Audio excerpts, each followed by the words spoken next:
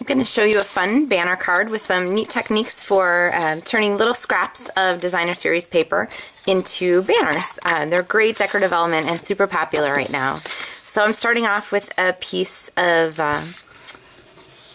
Pear Pizzazz cardstock here, folding it in half. And then I have all these little scraps from my Polka Dot Parade designer series paper, which I absolutely love. And I'm going to turn them into banners. So I'm going to cut a little tail on the end of each one. And now that I have them all cut, I've got a fun trick for turning a flat banner into something that has a little bit more motion and fun to it. So you have to admit there's a big difference there. So what you're going to do is just start in the middle, and you're going to move the cardstock or the paper between your two fingers so that it has a little bend to it. And then same thing on the other side, going the other direction so that you have a bend. So here you can see it a couple more times. Bend one way, bend the other way, bend one way, and then bend the other way. You just want to sort of mold the cardstock or the designer series paper fibers with your fingers so you have that kind of fun shape. All right, on the background of our card I have a piece cut with the Deco Label designer or Deco Label Big Shot folder and embossed with the Diagonal Stripes folder from the holiday catalog, and I'm going to go ahead and stick that down. When I have something with a lot of texture to the paper, I often choose to use my green lid glue, my Tombow multi-adhesive, because it gives me a better bond when you're looking at something that doesn't have a lot of you know, the texture makes it hard to grab. And then I'm going to use from my Yippee Skippy stamp set, I'm going to use the Awesome Thanks, but I want to do it in two separate places because I want it to be on a banner. So there's our thanks. Remember to use the side parts of your marker to do your coloring. I'll go ahead and clean that there on my Stampin' Scrub real fast and reattach it. When you're attaching your clear mount stamps, make sure you remember to put them rubber side down and then press your block to them so that you get the best bond. And then sometimes I cheat a little bit and put a little bit of snail adhesive on my blocks too. That's why my blocks are kind of, they look a little scuzzy sometimes. That's because I have all that snail adhesive here. You can kind of see all that stuff on there. It just helps my stamps to grab nicely. So, all right, so we have Awesome Thanks. I'm going to take some scissors here and trim this baby down and give it some tail ends here too. Trim this here. A hint for you when you're doing things like this straight edge cutting with scissors, it works best to use scissors with a long blade. That way you can get nice straight cut lines, but this is okay too. And then I'm going to do our same bendy trick.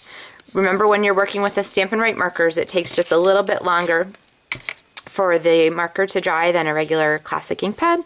So be a little bit careful when you're running your fingers across that so that you don't accidentally make a mess of it. All right, and so now we're going to go ahead and attach our pieces. So I'm going to, I want this card to have some more motion to it. So I'm going to go ahead and use my combination of either green lid glue or Stampin' Dimensionals. And let's see, I think I'm going to start off with my purple Rich Razzleberry here and lay this one pretty flat. Okay, so I'm only gluing one end, which lets the other end sort of pop off the card nicely. And then I'll go ahead and use, let's see, we'll put a dimensional on one end here and stick this baby down here. So it'll get squished in the envelope if you have to mail it, but if you're hand delivering a card, this is kind of a fun thing to do so that you know you'll have some sort of extra, just it's fun to have a card that doesn't necessarily sit flat. So, all right, and then I'm going to take some more green lid glue here. So I've got our banners attached kind of in a little pattern. Our awesome banner here, this needs a dimensional because it's definitely a top layer with the words on it. Go ahead and stick this down here. Awesome. And then I have some little scraps of my glimmer paper, and I'm going to go ahead and stick these on too. I'll put some green lid glue on the back there. I'm just going to tuck one underneath there. And then we have our thanks banner, and this one needs a dimensional also. And I'm going to stick it down here. Awesome. Thanks.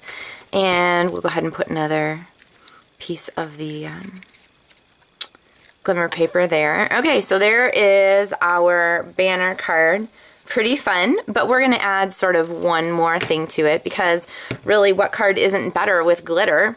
So I have my glass glitter here and my crystal effects. So when you first open up your crystal effects, if you haven't used it for a couple days, you might need to use your pokey uncloggy tool. So I have a paper clip that I just keep handy. And let's see, there we go. So what I'm going to do here is use my crystal effects to draw a bead of glue. The liquid crystal effects is a great glue. And I'm going to draw right along the bottom edge of my banner. Here we go. See that? See how narrow it is? It really doesn't take much. The crystal effects does a great job of grabbing even the bulky glass glitter.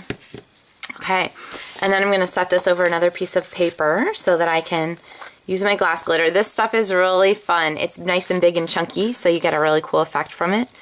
And I'm going to just dump across the top, because why use a little when you can use a lot? So if I shake off the extra, the rest of this can go back in the container.